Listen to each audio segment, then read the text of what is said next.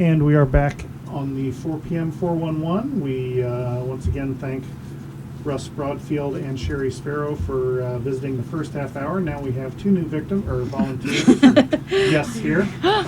This time we have Bethany Buscher and Rachael Judd from the David W. Schroeder Community Garden. So, ladies, thank you for being with us. Thanks for having us. All right. So, first off, you want to tell us a little bit about what the garden is, where it is, sure. Whatever kind of basic information you want to get out there. Absolutely. So we are located in Lincoln on 114 Logan Street, and so there was a garden there before that the city of Lincoln kind of tried it out. They said, might this work, might it not? And after a while, there was nobody there. And so here this last year, we were able to purchase that thanks to the David W. Schroeder family and their support of this project. And now there is a community garden there, and I'll let Bethany tell you how it works. Yeah, so when we were discussing the plans for it, we had a lot of ideas about how it was going to run. You know, the more traditional community garden style, or at least I think what I thought of when we were talking about it at first was people kind of rent out a plot in a community garden and they're responsible for maintaining what they grow there, which was kind of our original vision for what the garden would be. But we chatted and emailed and visited a number of community gardens that have been working in the central Illinois area.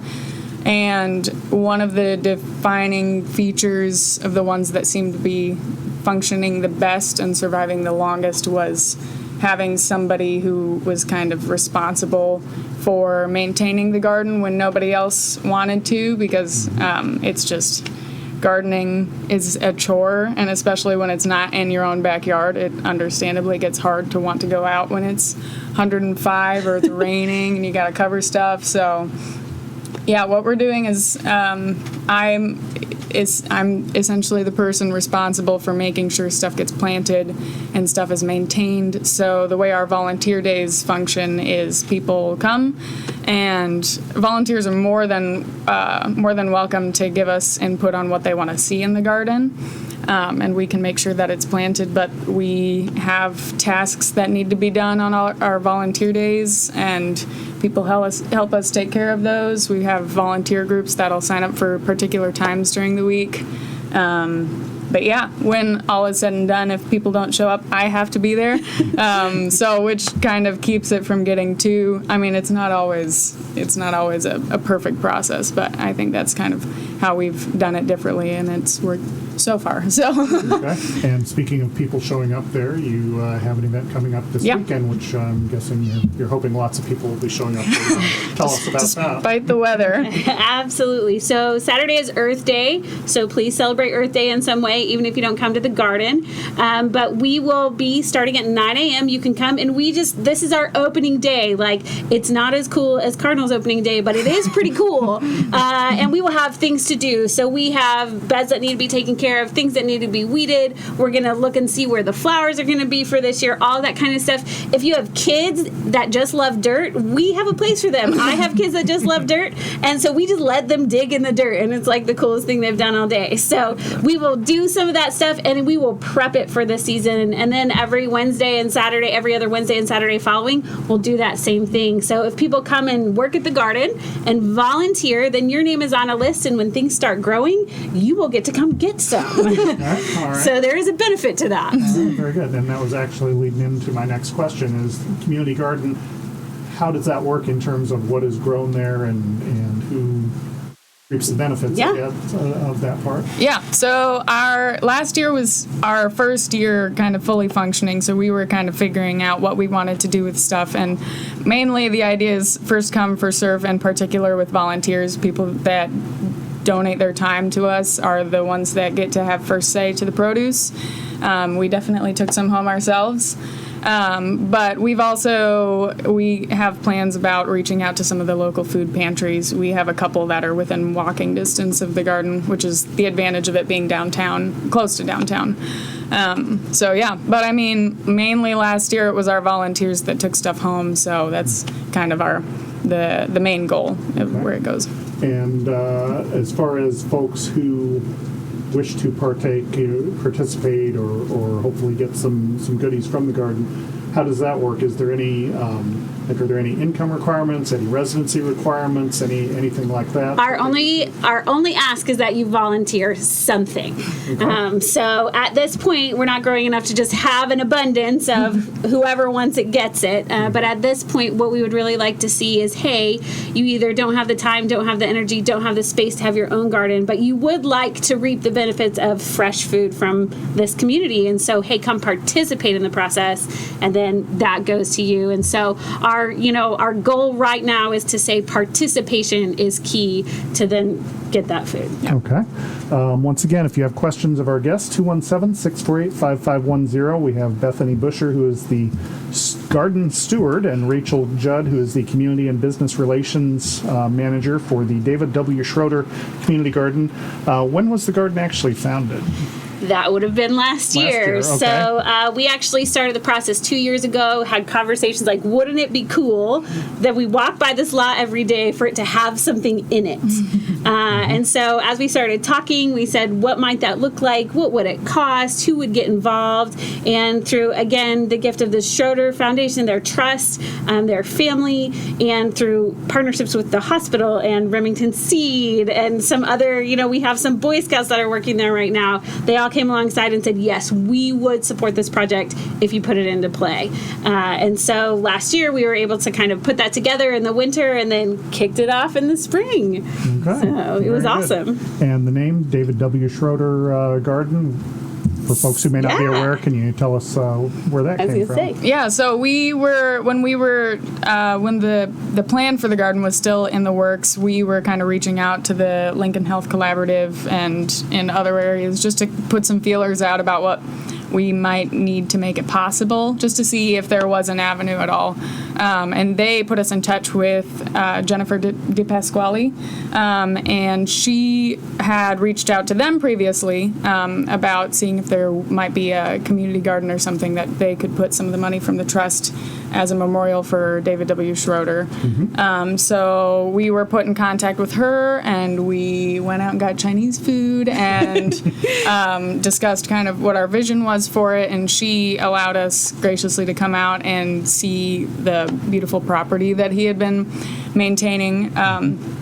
And he was an avid gardener, and he liked animals, and he was a jack of all trades and in a lot of things, and he taught at Lincoln College for a while. And so yeah, they allowed us to kind of build the garden up around his vision, and yeah, so that was how that connection Very worked. cool, because I actually taught at Lincoln College for Did you? That's awesome. 8 years, and I was there when he was there. Yeah. He was also a teacher when I was a student there, so That's I had awesome. chemistry as well as physics. A lot of and, people yeah. seem to know him when we pass the name, Right, and they yeah. remember him. And like you said, sort of a jack of all trades. Yes. I would go in there to talk to him and ask him just random questions that were like the comedian Gallagher at one point used to ask the question, what makes Teflon stick to the bottom of a pan? So it's a non-stick surface. Yeah. So I just randomly threw that question at him, and he actually stood there and talked to me knew for the 10 answer. minutes about, well, when you put it on, it's not really Teflon. Then it goes through this chemical change, and that's how. that's and I was crazy. like, wow, how do you News to me. how do you know that stuff? Store that in your brain. Exactly. So It's yes, amazing. very, very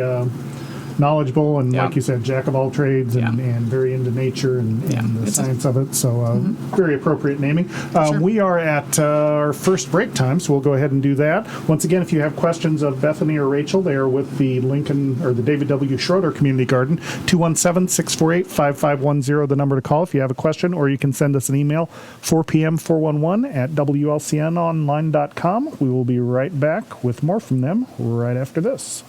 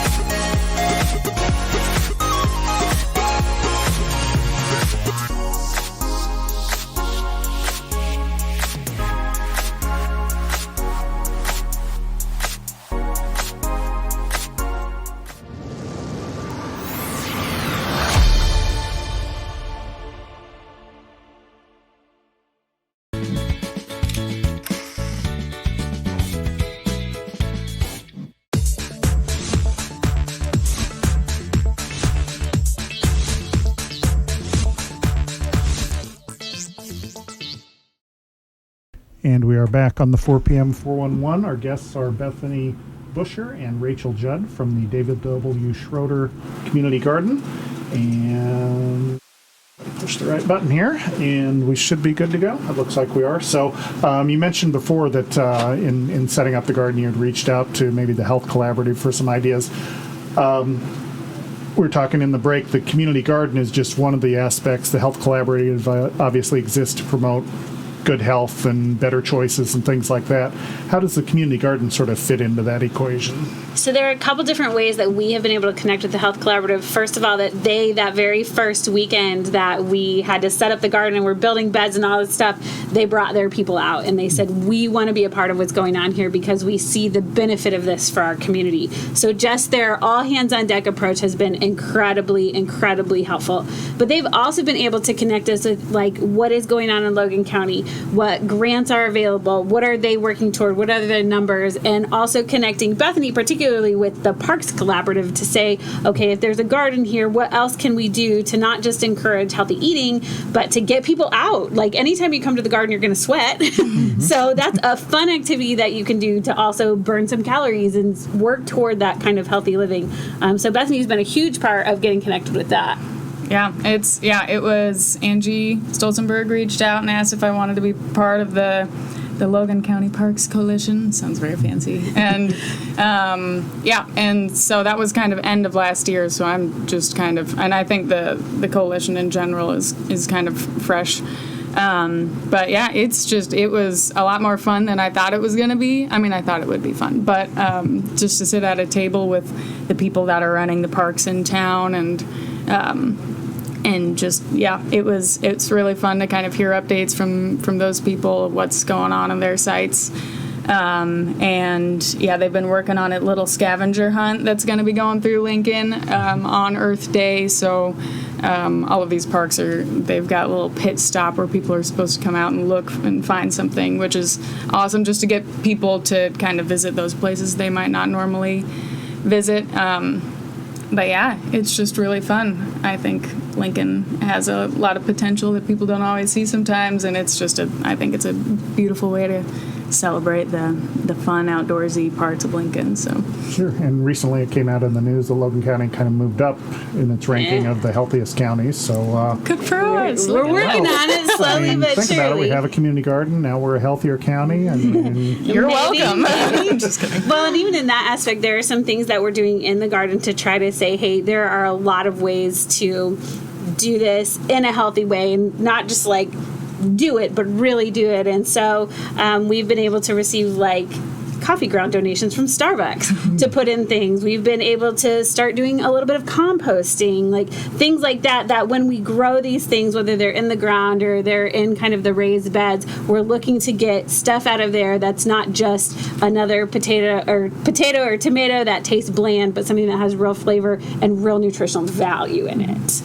Very cool. So, Bethany, I'm curious. Your title is Garden Steward. What is the role of a garden steward? Well, we talked about garden manager. That was kind of the idea, and I don't even remember the conversation that came down to calling it the steward. But manager sounded too admin focused. Yeah, there we go. Sounds funner. I don't know. Yeah, I think it kind of. Maybe, this might sound cheesy, but like captures a little bit more of the caretaker kind of idea that we're trying to promote with the garden. Just like that what the David W. Schroeder's phrase is cultivating a love of cultivation. And so that's what we put on our sign. And kind of the phrase that Jennifer gave to us to use as an inspiration for kind of what we're doing at the garden. And I think steward just sounded a little more like Sounds loving like what you're better doing. fit. Yes, yeah, I think it kind of went. And how about community business relations? What kinds of things do you get to do? Somebody has to balance the checkbook. And so that's me. My background is more entrepreneurial, and so if there are those kinds of things that need to be done, getting involved in things, even like this, somebody's got to check the email, somebody's got to make the communication, somebody has to monitor the Facebook page. And so as much as I love getting in the dirt, I don't actually have that experience. Bethany does, and so I do that part for fun. But the things that I'm able to contribute are really kind of behind the scenes a little more. Okay. And I noticed there's a business relations aspect to Yes. your title. So Yes. you mentioned the partnership as far as the coffee grounds from Starbucks. Yes. If there are other businesses out there that maybe would like to contribute somehow, whether by donations. Please give us a call. So our long-term goal is to be involved in as many aspects of the community that we can. So we've reached out and had a conversation with District 27 about their, Beyond 27 Good Eating program, and can we get kids to come to the garden and have a reading day even there with their teacher, because so many of our students can walk there.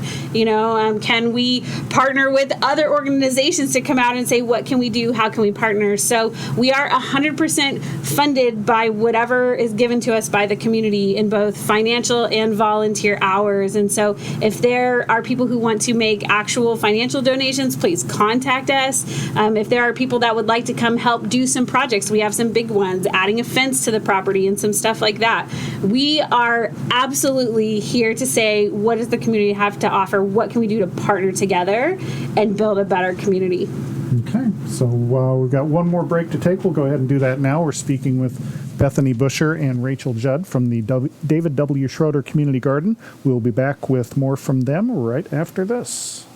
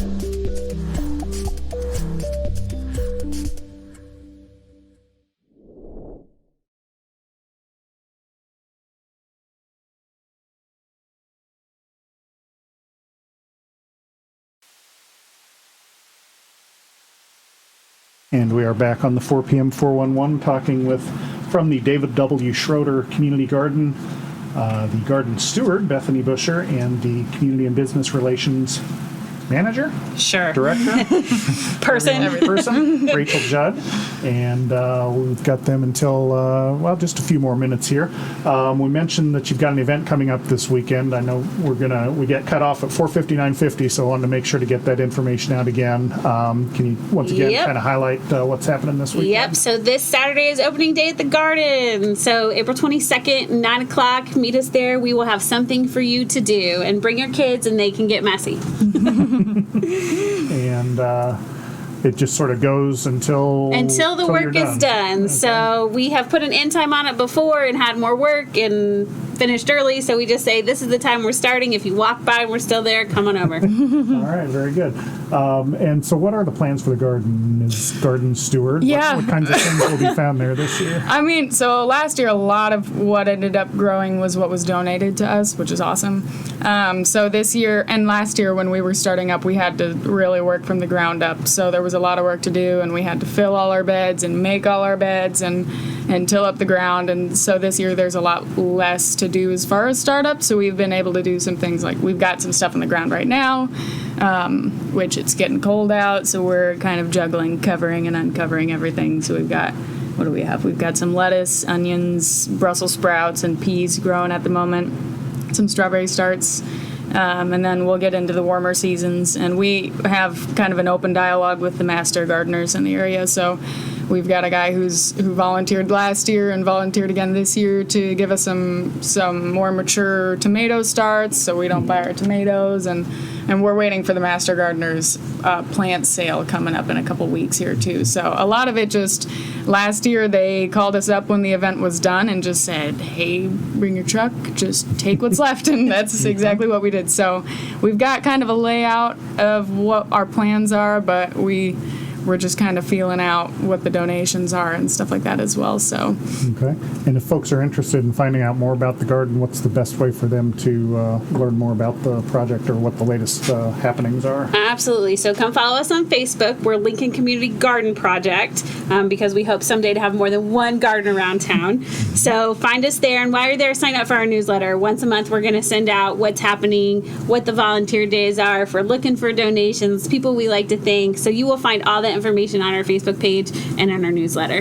Okay. And you mentioned during the break, it's not only vegetables and edible types of things that you grow there. There's also other things happening at the garden. Yeah. Or at least last year there were. Are those in the plans for this year as well? yeah, that's the hope. Last year we had some milkweed for the monarchs and all that fun stuff, and we have dreams of an immaculate pollinator garden, which is maybe more ambitious than we'll find out what we have time for this year. But Route 66 does their kind of put pollinator gardens on the map thing to promote the monarchs, and there's another location in Lincoln that already did that last year. So someday we might try for something like that, but for now we're just putting native plants in the ground and letting them do their thing, ideally.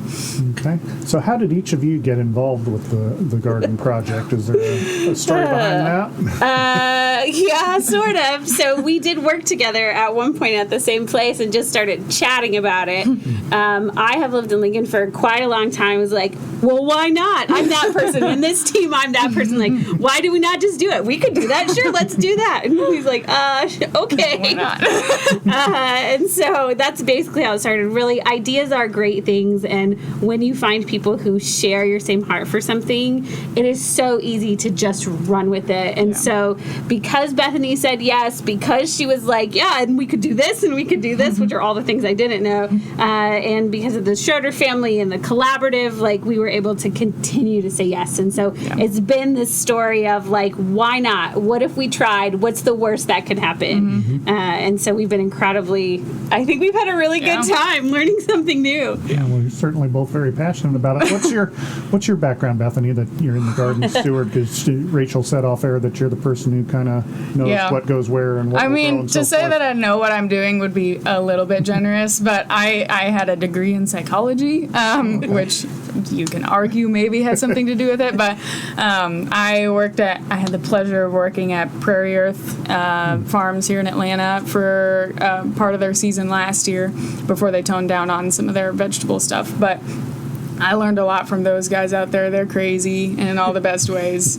And but at the end of the day, I'm still kind of winging it too. We've been blessed by a lot of community people that have given us input and stuff like that, and I love doing it. So if I can do it, anybody can definitely do it. So, yeah, that's kind of the... And I'm just going to say she's selling herself short, because when she's not doing other things, she's like, and we could do this, because she's learned about it, or she's gone to a thing, or it's amazing. All right. So what's the most satisfying part of being involved with the community garden for both of you? Oh, man, I think that's a hard question to answer. That was a hard question. Yeah, I think for me, it really is just seeing people come out of the woodwork. Yeah. When you start a project, everybody might think it's a good idea, but does anybody actually show up? Yeah. And seeing people in the community show up, our across the street neighbors happen to be a funeral home, and they've come over and volunteered in the garden. Oh, nice. And just like those kinds of things to say, there are people in our community that deeply care about what happens here is so encouraging. My answer would be the same. When we were talking about starting it up last year, the amount of people that were like, I've always thought that there should be a garden on that particular plot of land in Lincoln, and it's just, people have been, again, the whole concept was like, we'll just see if it works, and if it doesn't, no harm, no foul, but the doors have continued to open and people have continued to invite us to do more things, and so we'll keep going as long as we can. We're loving it so far. So. Okay. On the flip side of that, is there anything that's a particular source of frustration, or maybe not that, but are there any is there any misinformation maybe about the community garden? Like I asked about income requirements. Yeah. Is it only for a certain income level, or you have to be a resident of Lincoln? Is there anything that maybe people have misconceptions about that Not too far that we've heard of. We have had people ask, do I have to be a Lincoln resident? No, you don't. It is a community garden, and for us, community is really anybody that can get themselves there can be a part, because that's what we are. While it happens to be in Lincoln, we live in Logan County, and so anybody in Logan County that wants to participate can. Okay. All right. So very good. We have to go, but we'll talk to you next time. Thank you so thanks much. for having us. The preceding program is a presentation of WLCN 96.3 FM and WLCNonline.com.